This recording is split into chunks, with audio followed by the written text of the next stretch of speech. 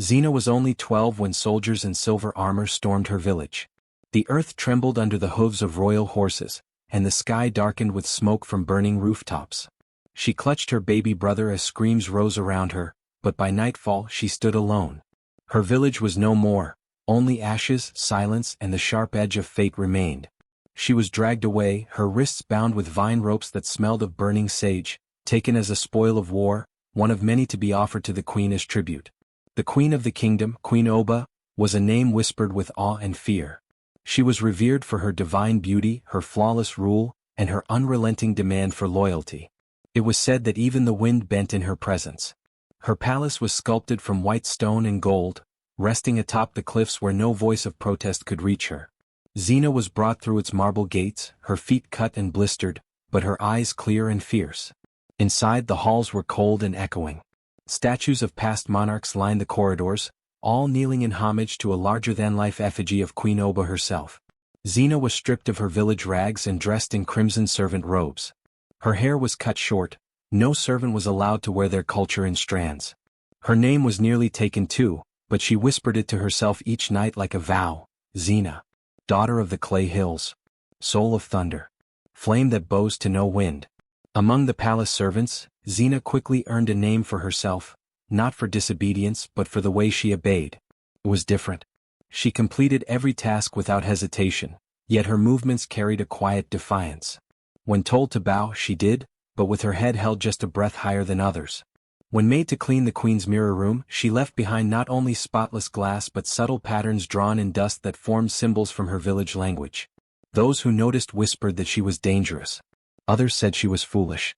But all agreed on one thing: Xena had not been broken. Queen Oba noticed her too. From her throne of obsidian and silver, she watched the girl's every move with the eyes of a hawk studying a storm cloud. Xena intrigued her. Where most children cried for their homes, Xena spoke little.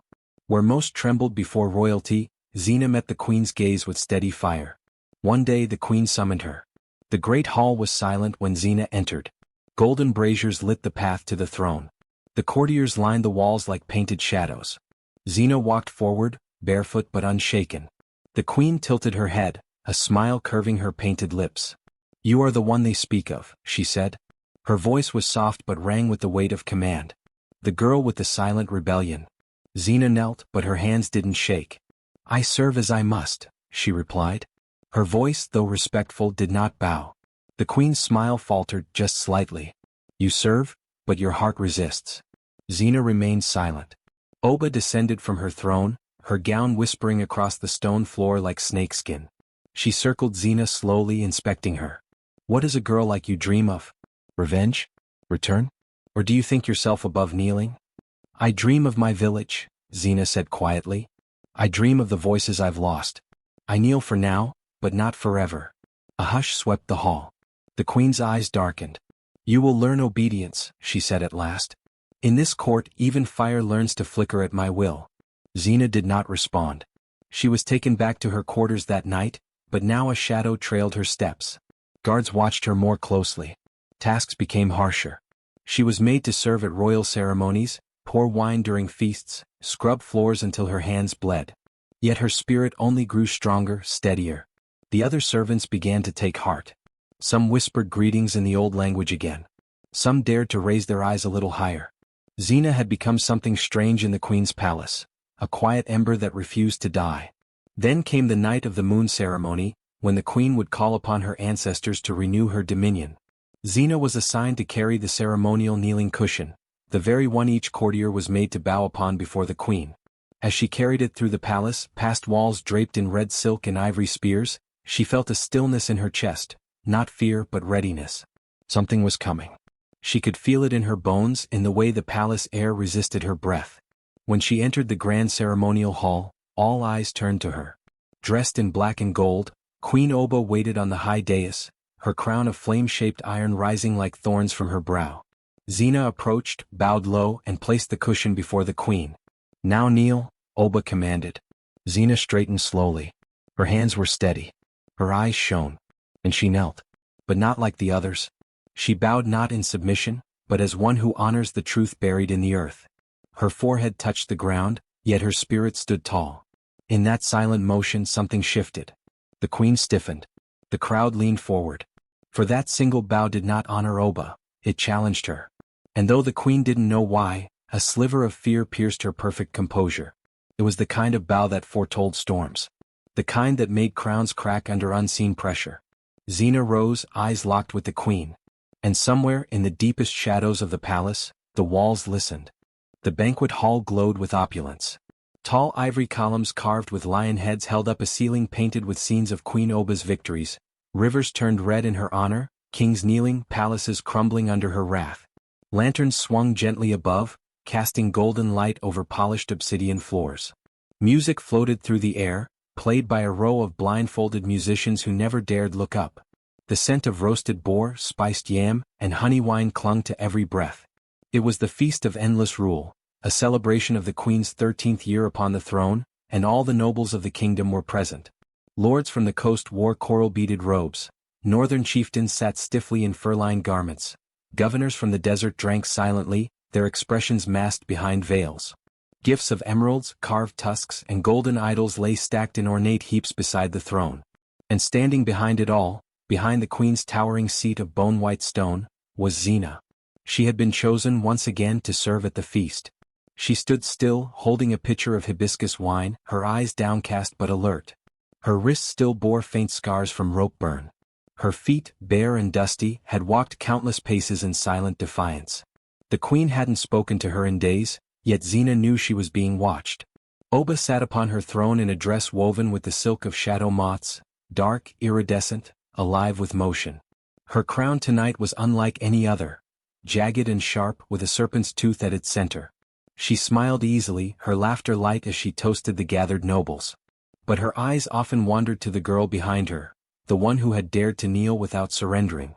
And so, as the night reached its peak, as dancers twirled with swords and fire, as drums shook the hall's very foundation, Queen Oba raised her hand and the room fell silent. "I wish to remind this court," she said, her voice rich and clear, "why I have ruled unchallenged for 13 years. Why no rebellion dares rise, why even the wind does not cross me without permission."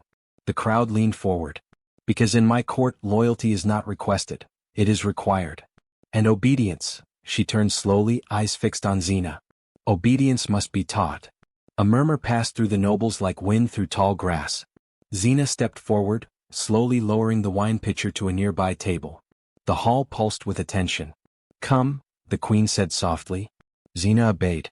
She walked across the black stone floor with careful grace, every eye locked upon her. She stopped before the throne. "Kneel," said the queen. "Not in silence. Speak your vow of loyalty to me, queen of all lands, flame of the horizon, daughter of the first sky." Xena looked up at her. The queen's face was beautiful, impossibly so, but cold. Her voice had not been cruel, yet there was a challenge in it. A test wrapped in silk. Xena sensed the trap. If she refused, she would be punished, perhaps publicly. But if she obeyed too easily, she would be proving the queen had won. The room waited. The musicians had stopped playing. Even the fire seemed to hush. Xena slowly lowered herself to her knees. But she did not speak. She bowed her head, her forehead touching the floor. Her arms folded across her lap in the precise gesture of obedience. Yet still she did not speak. And in that silence, a silence as wide and deep as the ocean, something shifted. The queen's fingers tightened on her scepter. Her smile remained, but her eyes narrowed. "Speak, girl," she said more sharply now. "Or is your tongue as proud as your spirit?" Still, Xena remained bowed. The nobles shifted in their seats. A breeze swept through the hall though no windows were open. The lantern flames flickered as if something ancient had entered the room. The air grew thick, heavy. Some of the guests looked around uneasily, fanning themselves with gold-edged fans. One noblewoman whispered a blessing under her breath. Xena slowly lifted her head. Her eyes met the queen's, and there, in their stillness, lay the weight of something older than the palace itself. "I have kneeled," she said quietly, her voice firm. "That is all I owe." The room gasped. The queen rose slowly from her throne. Her robes trailed behind her like a living shadow. "You forget where you are," she said. "You forget who I am." "No," Xena said. "I remember." It was not defiance shouted in rage, it was something more dangerous. "Come." Certain. And all the more threatening for it. A wine goblet cracked in one nobleman's hand, though he hadn't squeezed it. Another began to cough and his voice wouldn't return. The fires in the braziers flared, then dimmed. Something was wrong. Or perhaps something long ignored was stirring, rising. The queen's voice grew cold. You were brought here to be tamed. Do not mistake your survival for permission to challenge my rule. Xena stood up. I do not challenge your rule, my queen. I challenge the illusion of it. Gasps echoed again. Someone dropped a pearl necklace. Even the guards at the corners of the room seemed uncertain, looking from the queen to Xena as if unsure whose will they should follow. The queen stepped down from the dais, standing eye to eye with the girl. You forget you are mine, she said. Xena did not move. I'm not yours. I never was. A long, low groan filled the hall, the sound of something vast and invisible shifting in the bones of the palace. A hairline crack appeared in one of the marble tiles beneath Xena's feet.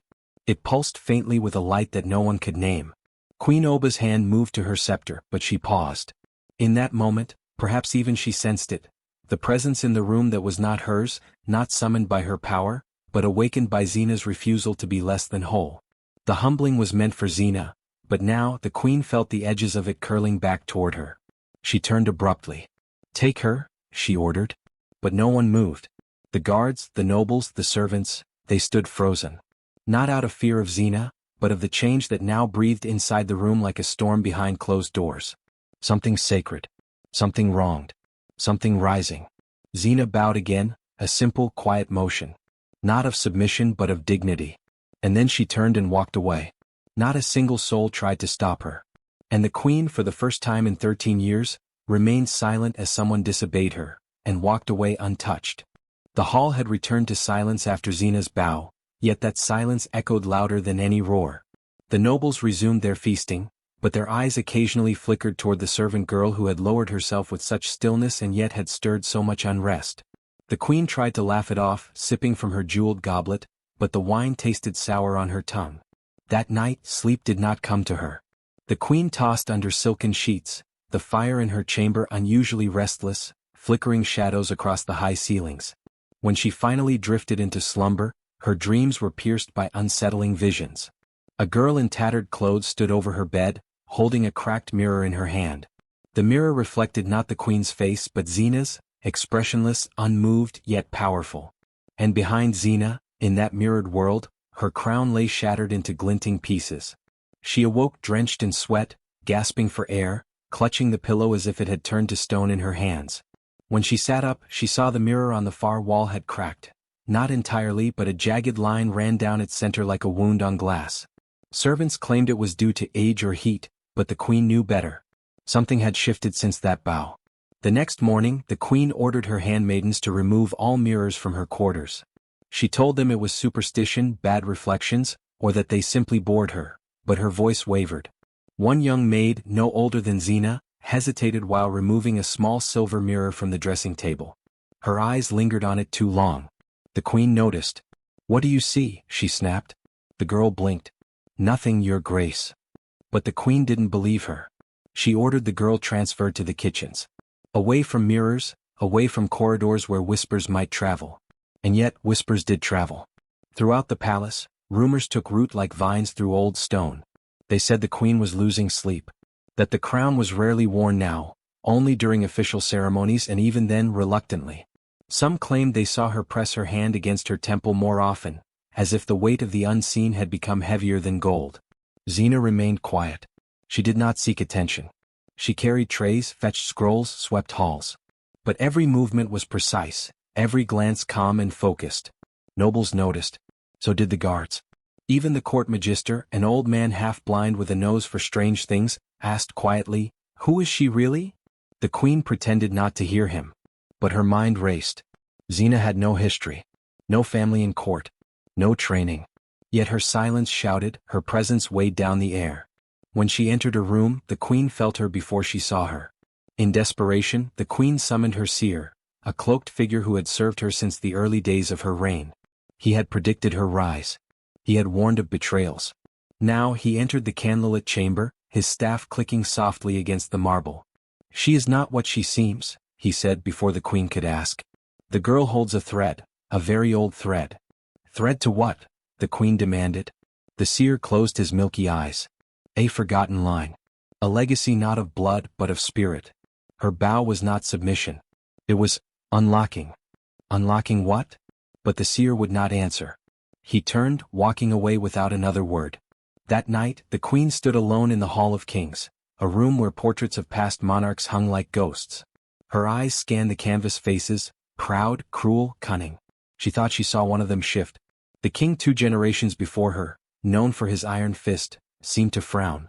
"Do you regret me?" she whispered. The candle at her side flickered violently.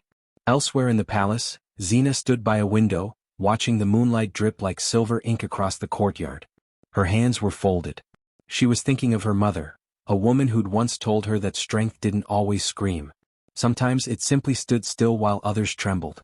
The queen began to avoid the feasts. She appeared less frequently, citing illness.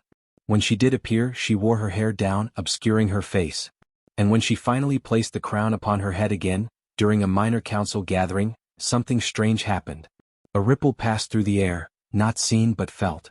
Nobles shifted in their seats. A baby in the corner began to cry, even though no one could hear anything odd. The queen placed her hand on the armrest, steadied herself. Xena, standing quietly near the back, did not flinch. But her eyes were on the crown.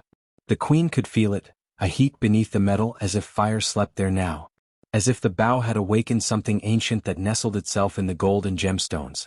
Later that night, the queen locked herself in the royal archive, unrolling old scrolls, flipping through banned texts and burned pages partially preserved. She found myths of girls who bowed only to gods, of rebels whose silence drowned kingdoms, of the crown breaker, a title whispered in outlawed songs. And then she found it. A parchment, frayed with age, barely legible. A prophecy. When the conquered bows with eyes unblinking, the seat of power shall tremble. For the weight of a broken spirit is light. But the weight of a rising one, unbearable. She read it again. And again. In the hallway, a servant passed Xena, who carried no tray, no book, no broom this time. Only a folded cloth in her hand. The servant stepped aside without being asked. Xena smiled gently. The queen knew she could no longer contain it. This was not coincidence. Not luck. Xena had not shattered glass. She had shattered something deeper. A spell cast by power and fear that had ruled for too long. And the queen's crown, once her pride, now throbbed with dread every time it touched her skin. The unease grew into obsession. She had dreams of the throne cracking beneath her, of fire licking her robes. She heard Xena's footsteps behind her, even when no one followed. She stopped trusting her guards. She stopped trusting herself. In the queen's final dream of that week, she stood atop a stairwell, her crown in her hand, and a voice behind her, soft and unafraid, simply said, "You bowed to none. But now you will kneel."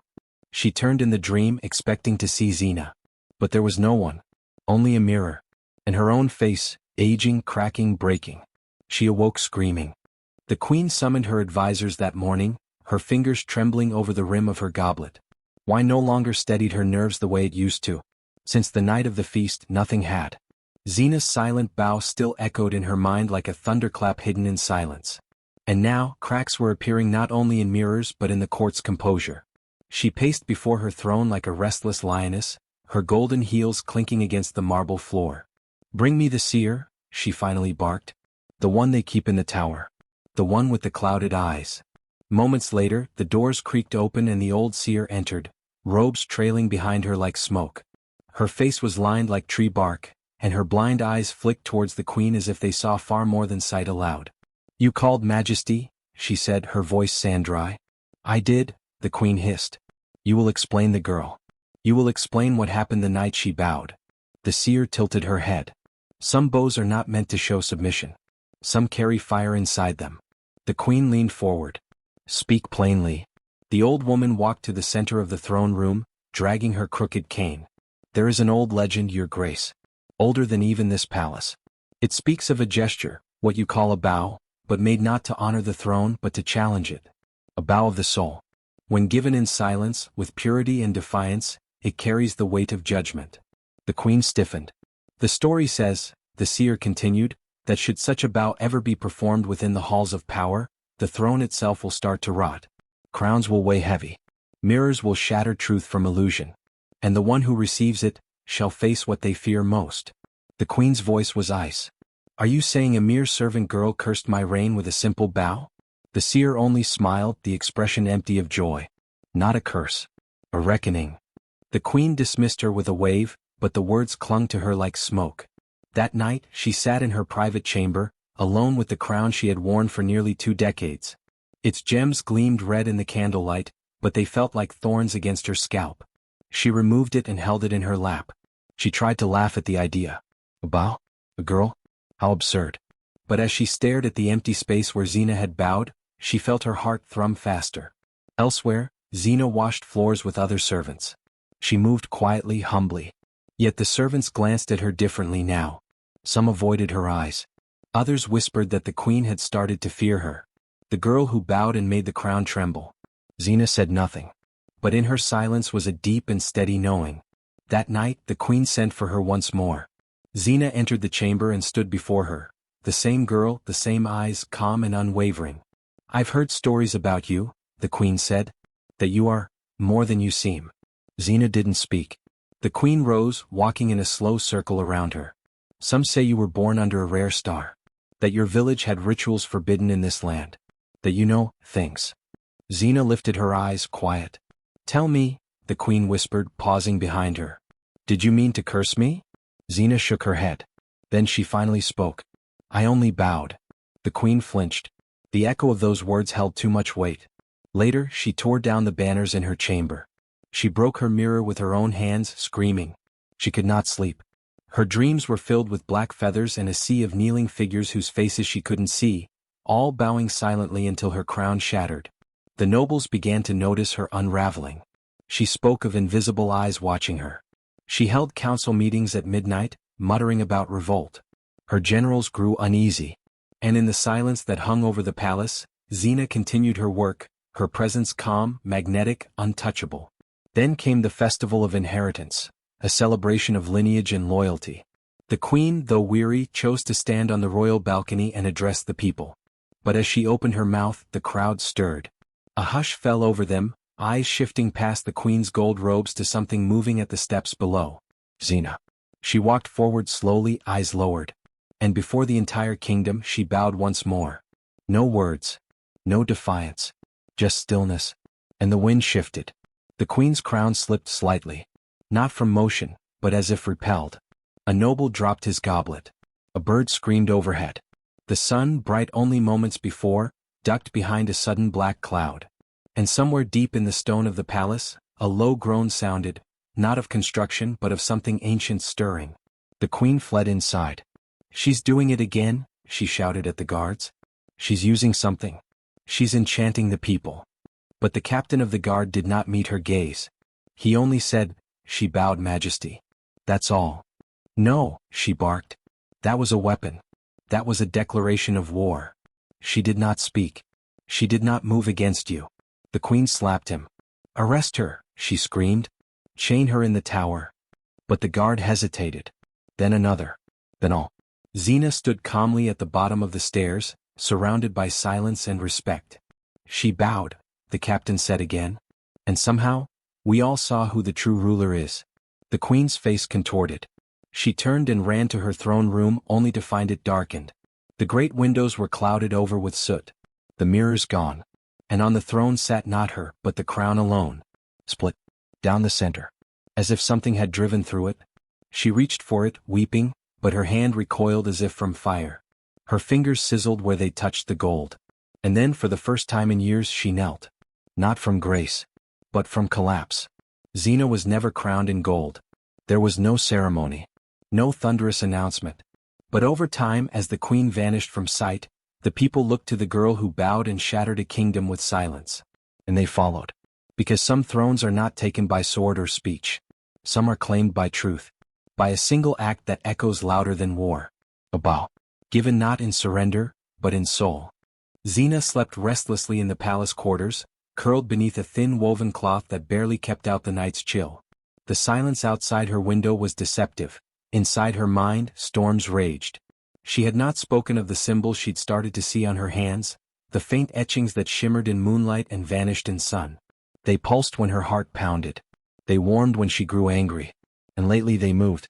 Not in the way skin shifts with breath but in patterns. In rhythm. Like a message waiting to be heard. One night, as thunder rolled over the palace and the queen's guards doubled their patrols due to rising tensions among the servants, Xena slipped into a dream so vivid it felt like another life. She stood barefoot in a vast field of black feathers. Above her, stars swirled like rivers and a red moon hovered low, humming. The wind shifted. Out of the mist walked a figure wrapped in old fabric, a woman with silver hair woven with thorns and ash. Her face was stern but her eyes, oh, her eyes held warmth. Familiar warmth. "My child," the woman said, though her mouth didn't move. "You have come of age not in years but in spirit." Xena fell to her knees, not in fear but in awe. "Who are you?" The woman touched Xena's forehead with a single finger. In that moment her scent, like burnt cedar and earth after rain, wrapped around Xena's soul. "I am Anya, daughter of the fire and mother of justice. And I am your blood." Xena's breath caught. Her grandmother. The woman who used to sing stories to her under the village's sacred tree. The one the soldiers took when the queen's men invaded. The one they said vanished into the smoke. "You were born with a vow already etched in your spirit," Anya continued. "Your vow was not learned, it was remembered. Our line was made to kneel only for truth. And now truth calls again." Xena tried to ask more but the world began to shake. Fire burst from beneath the feathers, not to burn her but to lift her. A ring of light wrapped around her fingers, swirling with ancient markings that pulsed with gold and red. Her hands rose on their own, fingers curled into a shape like an ancient seal. And then she heard it, a chant. Not from her lips but from somewhere deeper. A song that sounded like flame crackling over stone. She woke in tears, her body drenched in sweat. Her hands were glowing visibly this time, symbols floating just above the skin like heat waves. She pressed them together and the glow dimmed, but the warmth remained. A knowing settled into her bones. She could feel every corner of the palace now. The unrest of the servants, the trembling heart of the queen. Even the walls felt ready to speak as though the palace itself was waiting. Xena rose and moved toward the window. Outside, the stars looked duller than in her dream but the moon was the same. Red and low watching. She whispered, "I am ready." And the wind answered by swirling through her chamber, lifting the dust from the corners and drawing the royal symbol of her grandmother's clan on the floor. Over the next few days the palace changed around her. Wherever Xena walked, whispers followed. Not from mouths but from stones. From curtains that moved without breeze. From fire and torches that flickered in unusual rhythm when she passed. Some servants began to bow subtly, though they didn't know why. Others avoided her, eyes wide with confusion or awe. The queen watched from afar, lips tight, fingers twitching. Something had shifted, and even her arrogance could not drown out the sound of prophecy echoing through the hallways. Xena's dreams grew stronger. In one, she stood in front of a crowd of faceless people. When she raised her marked hands, the crowd found faces, and they were all her ancestors. Women with crowns of feathers, warriors with swords carved from obsidian, children who sang without words. They surrounded her, lifted her, and whispered, "We remember." The queen, sensing the tide's turn, tried to isolate Xena. She forbade her from entering the eastern gardens, where the old statues stood. She sent her to serve meals in silence, hoping to humiliate her. But Xena's presence silenced even the most arrogant noble. When she walked into the hall, candles dimmed and then surged with light. Her footsteps left no dust, only warmth. One afternoon, as she washed garments in the servants' courtyard, a child approached her, a small boy no older than 6. His eyes were milky white, his hands dirty, and he held a withered leaf. "This is yours," he said, placing it in her palm. The wind said so. As soon as the leaf touched her skin, it burst into sparks. No burn, no pain. The sparks spun in the air and formed words in the ancient tongue of her village, glowing briefly before vanishing. "The oath lives." Later that night, Xena went to the base of the queen's tower. There, carved into the stone beneath layers of paint and moss, she found a familiar pattern, the royal crest of her bloodline, nearly lost to time. She traced it with her fingers, and as she did, her symbols began to glow again. The stone shifted, a hidden door groaning slightly, revealing a crack wide enough to glimpse the torchlit path behind. She did not enter that night. Not yet. But she knew what it meant. The palace itself remembered her. Every dream now ended the same way, with Anya placing a glowing crown made of ember and ash on Xena's head, whispering, "Not to rule, to restore." Xena no longer questioned. Her grandmother's blood moved through her. Her people's pain echoed in her steps. The queen had tried to make her bow in shame. But Xena's bow had cracked the crown's illusion. And now her rise would be forged not in gold or jewels, but in spirit, memory, and flame. The voices of her ancestors grew louder each night. The marks on her hands no longer faded. The queen's rule was trembling not from war or rebellion, but from something deeper, a rising spirit. One that carried centuries of silence ready to sing. Xena stood at the far edge of the grand hall, her eyes scanning the towering pillars and gilded carvings, each a testament to the queen's long reign. Yet beneath the gold and marble something was shifting, something ancient, something watching. The moment her bare feet touched the cool stone of the throne room, a faint crack echoed beneath her soles, sharp as bone snapping. No one else seemed to hear it at first, but Xena did. She felt it in her ribs. The courtiers stood poised and polished, silk draped like mist over their forms, but their eyes betrayed unease. They had seen Xena walk these halls daily, a servant once, silent, lowly, but no longer invisible. Since her arrival, strange happenings had stirred the palace. Mirrors had begun warping in their frames. Walls that once held warmth now exhaled chills. Some whispered it was the queen's madness. Others dared to murmur a different name, Xena. The queen watched her from the throne, stiff-backed and sharp-eyed. Her crown gleamed, but her fingers gripped the armrest with a whiteness that betrayed fear. Every step Xena took sent another echo through the marble, a whisper of something breaking. The queen shifted in her seat, and the courtiers pretended not to notice. But the palace did. The floor remembered. The throne, carved from stone brought from the sacred mountains of the east, had stood untouched for generations. No wind, storm, or soldier had ever made it flinch. Yet now, tiny lines crawled outward from its base like veins on old skin. The cracks began small, like threads of doubt, but with each visit they spread wider, deeper. One morning, as Xena approached to deliver ceremonial herbs, the queen's chief advisor stumbled near the throne and cried out. "The floor!" he exclaimed, pointing. Everyone turned. A jagged split ran beneath the queen's feet. Some said it was coincidence. Others stopped sleeping soundly that night. Whispers grew. "She's cursed," hissed one noble woman. "No, blessed," countered another, her eyes wide. "She bears the old magic, the mountain fire." In quiet corners, some swore that when Xena passed, the torches along the halls burned higher. The gardeners said the vines climbed faster where she walked. But the queen would not be undermined. "Send her away," she snapped one dusk, her voice sharp as a sword's edge. "To the edge provinces. Somewhere she can't disturb order." Yet when the guards arrived in Xena's chamber that night, the air thickened. A strange wind blew from a closed window. One guard dropped to his knees, gasping, hands over his ears. The other tried to speak, but the words twisted in his mouth, turning to ash. The queen was informed that morning, "The girl cannot be moved, your grace. Something prevents it." She screamed then, the sound brittle and childlike. "I am the crown," she cried. "She is nothing." But nothing had become something. Xena no longer walked with bowed shoulders. Her back was straight, her gaze calm. Her skin glowed faintly in moonlight as if kissed by starlight. Symbols shimmered on her hands, lines of old runes not written but raised, alive. In her dreams the palace walls spoke. "We remember," they whispered. "We held the blood of her ancestors." The betrayal was not forgotten. The queen summoned her seers, her soldiers, her sword priests.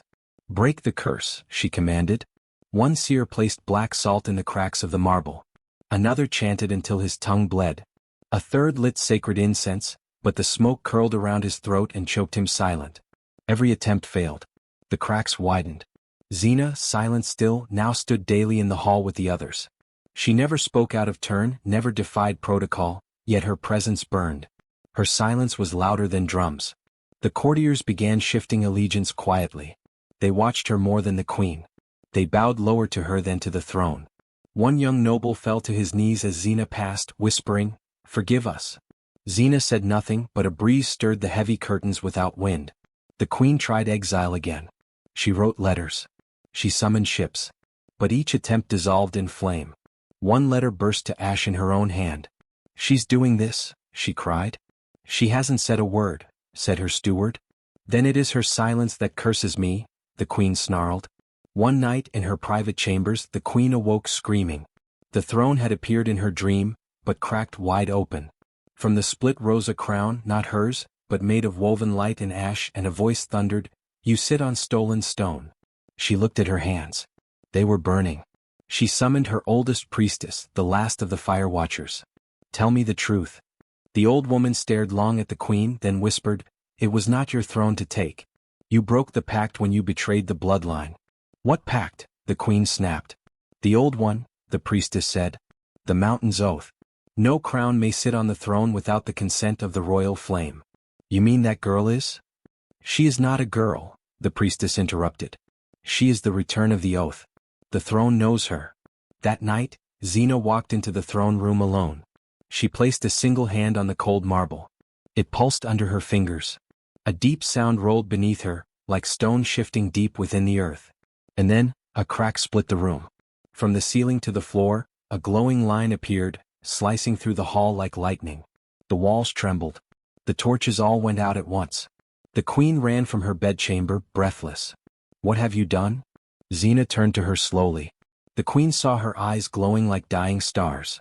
"It wasn't me," Xena said. Her voice, soft and certain, echoed with ages. "It was the throne remembering." The queen raised her scepter, but it melted in her grip, the metal liquefying like wax. The courtiers, now gathered behind her, stepped back. "Who are you?" the queen whispered. Xena stepped closer.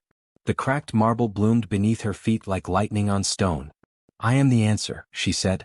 And as the final crack split the very steps of the throne, the queen stumbled back. Her crown tipped. It fell, and where it touched the floor, the marble turned black and smoke rose. The queen tried to command, but her voice was no longer heard. The throne, the palace, the very stone beneath her had chosen another. And Xena, glowing with the fire of old truths, stepped forward, not to rule by power but by remembrance. The spirits of the palace exhaled at last. And the people, one by one, began to kneel, not in submission but in awe. The throne room shimmered with polished marble and the light of 1,000 candles, each flame trembling as if anticipating what was to come.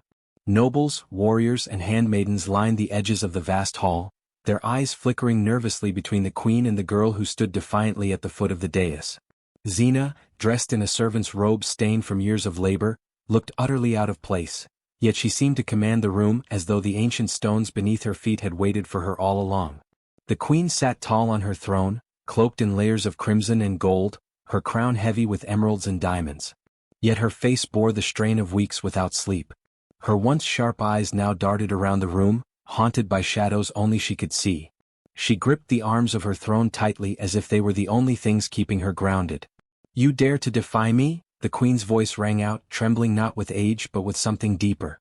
"You will kneel again, girl. Before your queen. Before your betters. Before the order of the world is swallowed by your madness." Xena did not flinch. Her eyes were calm, her hands relaxed by her sides. The hall, crowded though it was, seemed to hold its breath.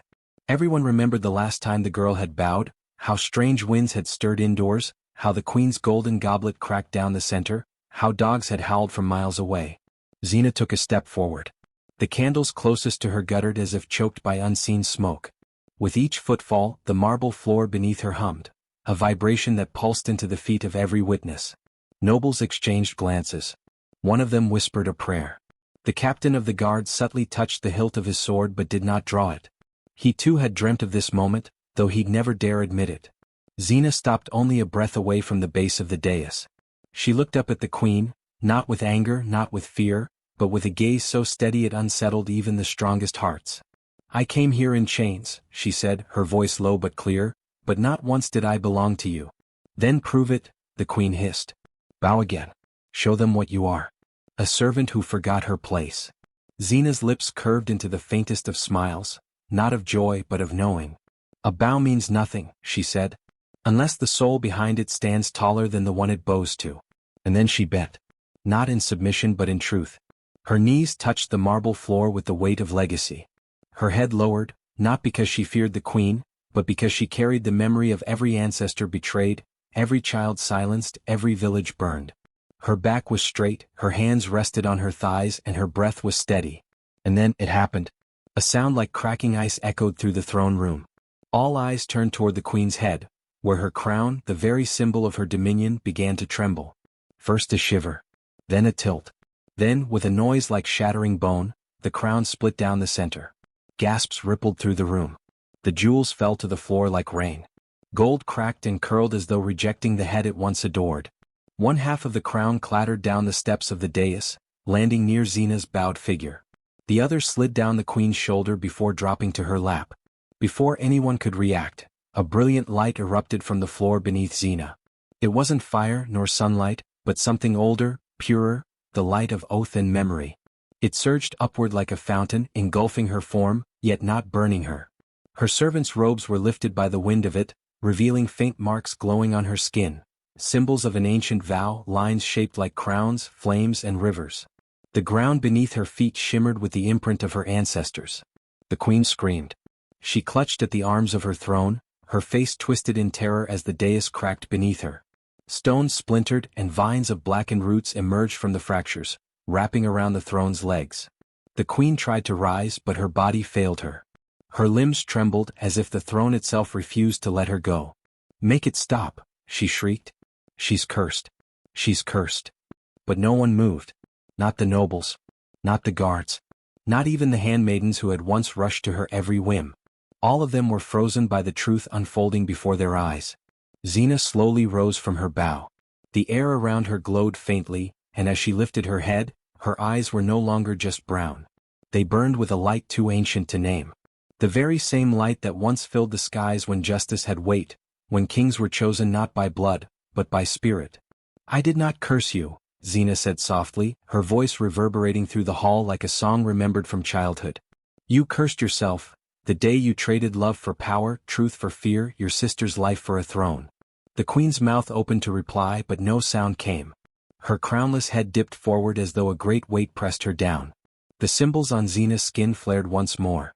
The cracked pieces of the crown on the floor began to melt, not into gold but into ash, leaving behind only the faint scent of myrrh and old fire. From the rafters, a single falcon screeched. Its cry rang through the hall as if calling forth something invisible. The wind picked up, circling the room in a spiral. The flames of the candles burned blue. The walls pulsed as though alive. And then silence. The queen slumped in her throne. Her eyes rolled back. She did not speak again. Xena turned toward the court, her face lit with the last flickers of divine fire. "You followed shadows for too long," she said. "But today you have seen the light of truth." The captain of the guard dropped his sword. It clattered against the floor, echoing like thunder. One by one the others knelt, not to Xena but to the truth she carried. Outside, bells rang of their own accord. Far off, the wind changed direction. And beneath the throne the earth itself sighed. Xena stepped back from the dais, the cracked floor closing gently behind her. The light faded, but the impression of her presence remained in every stone. No one chased her. No one dared. Later, when the queen's body was carried out, she looked smaller than anyone remembered. No crown. No jewels. Just a husk of fear wrapped in silk. But Xena?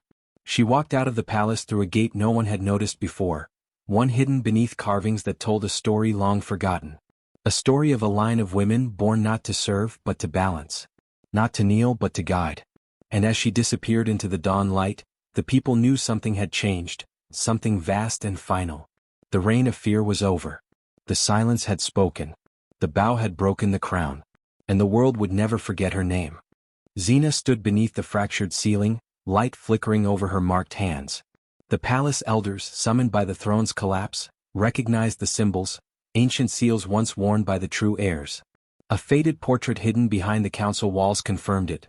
Xena bore the face of the queen's forgotten sister, exiled and erased.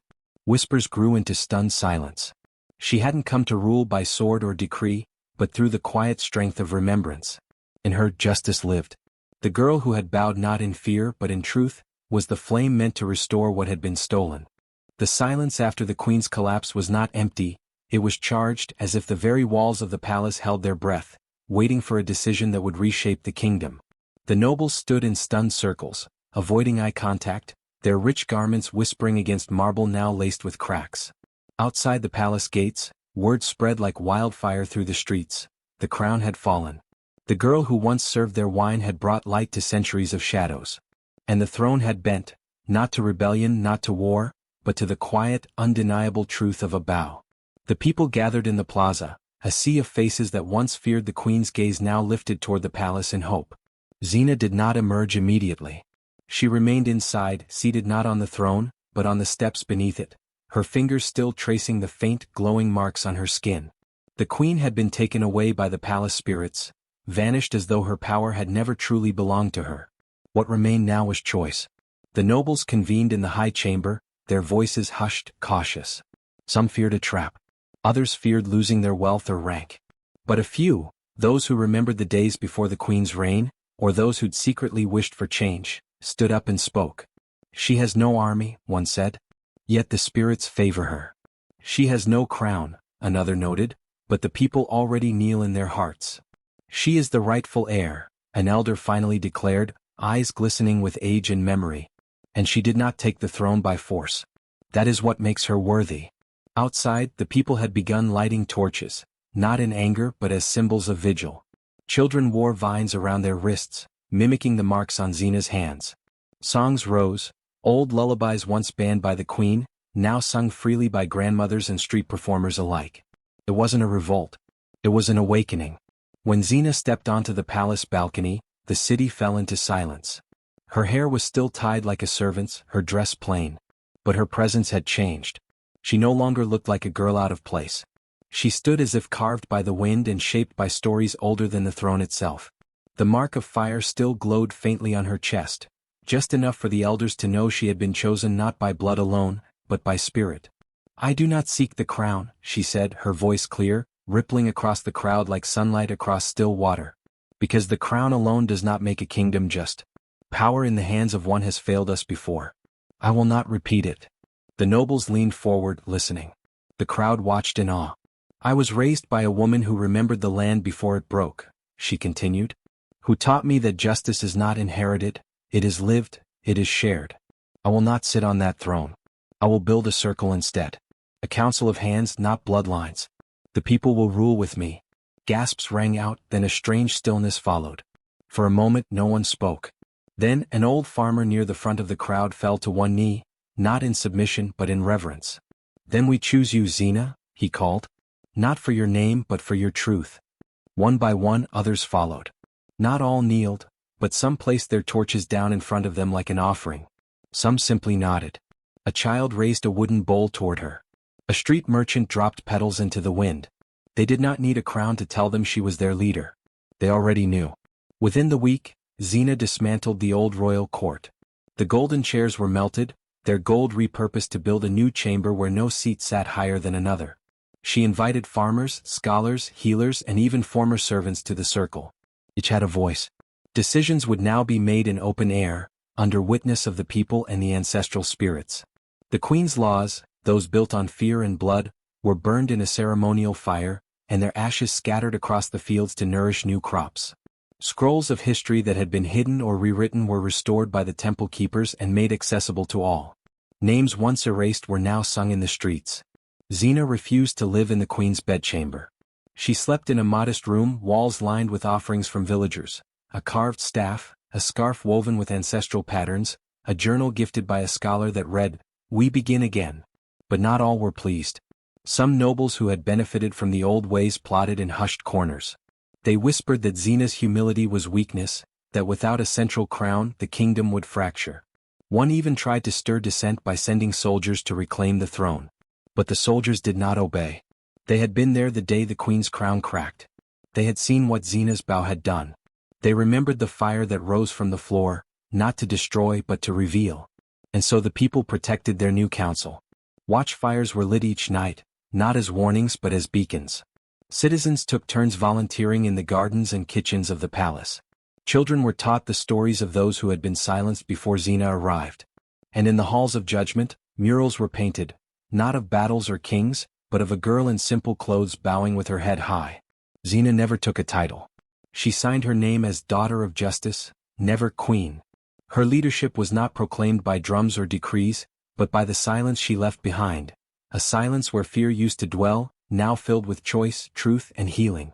In the twilight of each evening, she would walk alone through the courtyard where she had first arrived. The same cracked stones where she had once knelt now glowed faintly with moss and moonlight. Birds nested in the beams. The trees, once trimmed into perfect royal shapes, now grew freely, reaching for the sky.